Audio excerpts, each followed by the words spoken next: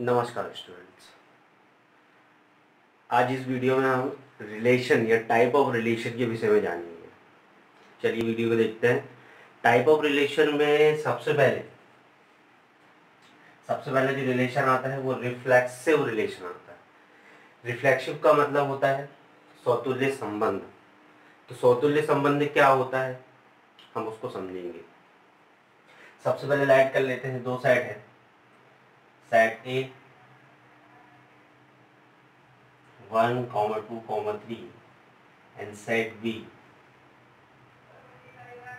2, 3, 4 या 1, 2, 3 अगेन कुछ इस तरीके से दिया हुआ है। तो इनका कार्टेशियन प्रोडक्ट कितना होगा? तो इनका कार्टेशियन जो प्रोडक्ट होगा A cross B is equal to 1, 2, 3, ये हो जाएगा 1, 2, 3। अब मल्टीप्लाई कीजिए। मल्टीप्लाई करने में आएगा आपके पास 1, 1 ऑर्डर पेयर आएगा, फिर 1, 2, 1, 3, फिर 2, 1, 2, 2, 2, 3 as it is 3, 1, 3, 2, 3, 3। ये तो सेट ए और सेट बी का कार्टेशियन प्रोडक्ट है, लेकिन सेट ए और सेट बी में एक विशेष प्रकार का रिलेशन है आर। आर जो है यहाँ लिख सकते हैं are order pair x comma Y साथ जेड। इस प्रकार का रिलेशन है कि एक्स इक्वल वाई है। एक्स इक्वल किसके है? वाई के। जहाँ x बिलोंग करेगा a को और y बिलोंग करेगा b को, इस तरीके से। तो इसमें कितने ऑर्डर पेयर फिक्स हो रहे हैं उसको हम जानने का प्रयास करेंगे।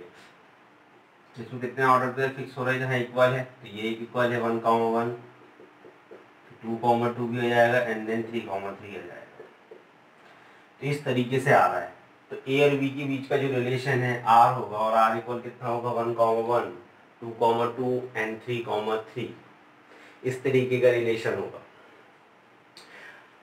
ये जो रिलेशन होता है, इस तरीके का जो रिलेशन कहलाता है स्वयं का स्वयं के साथ रिलेशन, उस रिलेशन को रिफ्लेक्सिव रिलेशन कहते हैं, सौतुल्य रिलेशन कहते हैं। अब उसको अलजेब्रिक फॉर्म में लिखेंगे कैसे? उसको अलजेब्रिक फॉर्म में लिखेंगे a कॉमा a। देखिए दो एलिमेंट इक्वल है, दोनों एलिमेंट जब इक्वल हो जाए, मतलब एक्स वाई के इक्वल हो जाए या दोनों ऑर्डर पेयर इक्वल हो जाए, बिलोंग्स टू आर, आर को बिलोंग्स करने लगते हैं, तो देन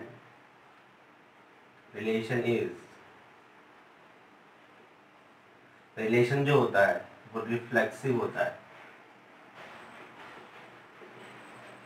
इस तरीके से तो रिफ्लेक्सिव होने की कंडीशन ये है कि x comma a belongs to R हो जाए, यदि मतलब दोनों के एलिमेंट्स, दोनों के ऑर्डर पेयर के एलिमेंट्स जस्ट इक्वल हो जाए, तो उस रिलेशन को रिफ्लेक्सिव रिलेशन कहते हैं। चलिए अब देख लेते हैं सिमेट्रिक रिलेशन किसे कहते हैं। तो सिमेट्रिक रिलेशन के लिए भी हम यही से समझने का प्रयास करेंगे।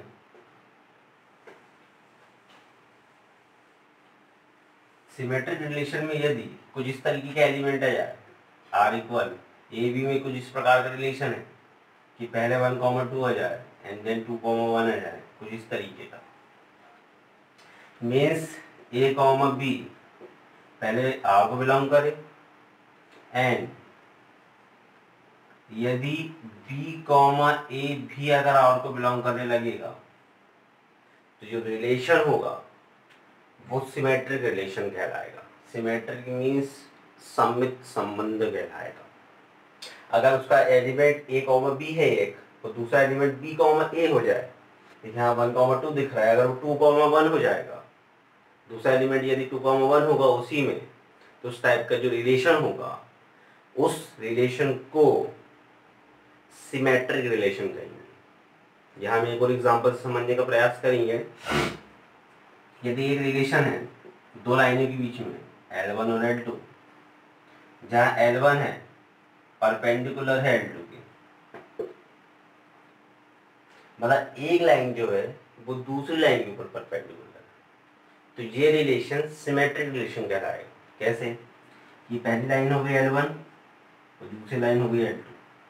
देखिए ये L1 जो है वो L2 पे परपेंडिकुलर है, अगर आप इसको उल्टा करके देखेंगे तो L2 जो होगी वो L1 के ऊपर भी परपेंडिकुलर होगी।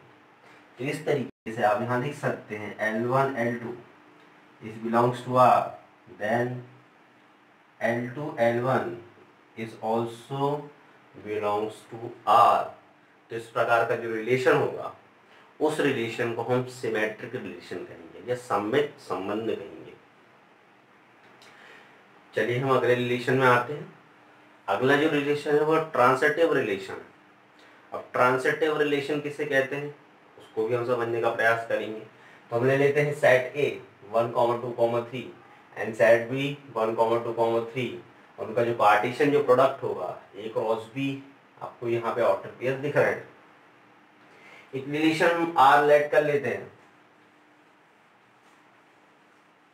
तो एक जो रिलेशन उन दोनों के बीच में सेट A और सेट B के बीच में एक विशेष प्रकार का रिलेशन R कुछ इस प्रकार से होगा कि R जो होगा X, Y such that X is less than Y। X जो होगा वो Y से लेस देन होगा।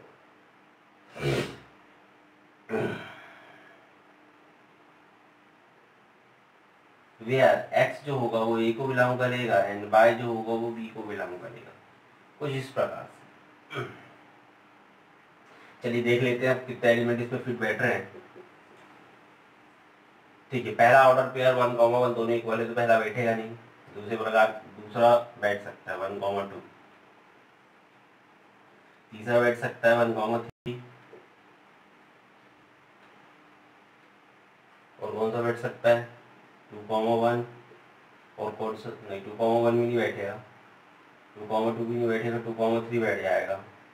एंड देन फिर बैठेगा 3, 1, 3, 2 भी नहीं बैठ सकता।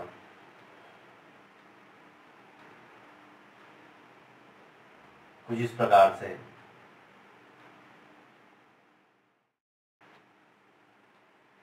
तो इस प्रकार से ये होगा। अब यहाँ पे आपको दिख रहा है, इसको थोड़ा और अरेंज कर लीजिए। इसको लिख लीजिए 1, 2, 2, 3, 1, 3। इस प्रकार का जो रिलेशन कहलाएगा उस रिलेशन को हम ट्रांजिटिव रिलेशन कहेंगे, संक्रामक रिलेशन। अब उसको हम एल्जेब्रिकली कैसे लिखेंगे? एल्जेब्रिकली हम इसको इस प्रकार से लिखेंगे, यदि A, B belongs to R, यदि A, B belongs to R करे एंड B, C भी बिलोंग्स टू R करेगा, इसका मतलब है कि A, C भी किसको बिलोंग करेगा? R को बिलोंग करेगा। तो इस प्रकार का जो रिलेशन कहलाता है वो ट्रांसिटिव रिलेशन कहलाता है या संक्रामक रिलेशन कहलाता है। तो ये डेफिनेशन है। इस डेफिनेशन के अकॉर्डिंग अब यहाँ पे देखिए A, B 1, 2, B, C यहाँ दिख रहा है। अब यहाँ पे आपको A, C दिख रहा है डायरेक्ट। देखिए A की वैल्यू 1 है और C की वैल्यू 3 है। इस तरीके से ये कंडीशन यहाँ पे अप्लाई हो रही है, इसलिए ये रिलेशन जो कहलाएगा वो कौन सा रिलेशन कहलाएगा? ट्रांसिटिव रिलेशन कहलाएगा। तो इस प्रकार से ये रिलेशन हुए। सबसे पहला रिलेशन हमने पढ़ा रिफ्लेक्सिव, सिमेट्रिक और ट्रांसिटिव, 3 प्रकार के रिलेशन पढ़े। अब हम पढ़ेंगे इनवर्स रिलेशन किसे कहते हैं। तो इनवर्स रिलेशन पढ़ने के लिए आप देखिए ध्यान से, inverse relation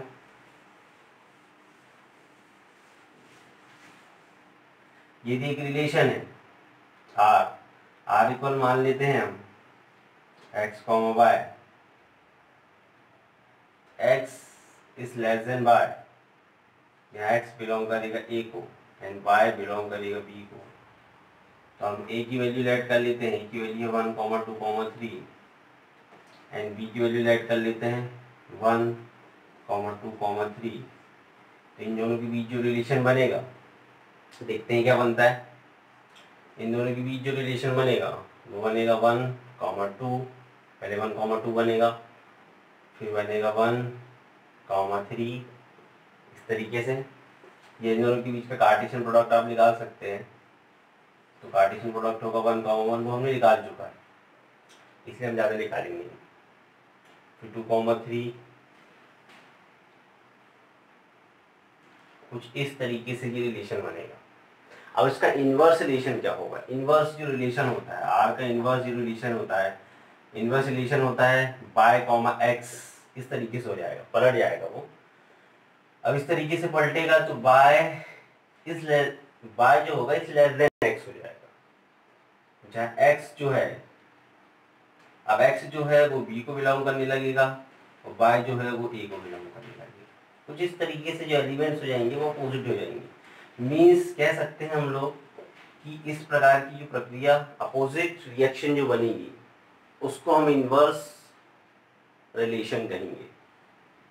inverse relation R inverse is equal to आएगा 2,1 या 3,1 या 3,2। अब इसमें देखिए डोमेन और रेंज भी चेंज हो जाते हैं। इसका जो डोमेन है, इसका डोमेन है 1, 2, इसका जो डोमेन हो जाएगा वो 2,3 हो जाएगा। इसकी रेंज क्या होगी? 2,3। इसकी रेंज क्या होगी? इसकी रेंज हो जाएगी 1,2। तो डोमेन और रेंज दोनों चेंज हो जाते हैं इन्वर्स फंक्शन में, इन्वर्स रिलेशन में। तो आपको समझ में आया? तो आज के लिए इतना ही। अगर आपको हमारा वीडियो अच्छा लगा हो तो चैनल को सब्सक्राइब कर लीजिए, लाइक कीजिए, वीडियो को शेयर करना ना भूलिए। धन्यवाद।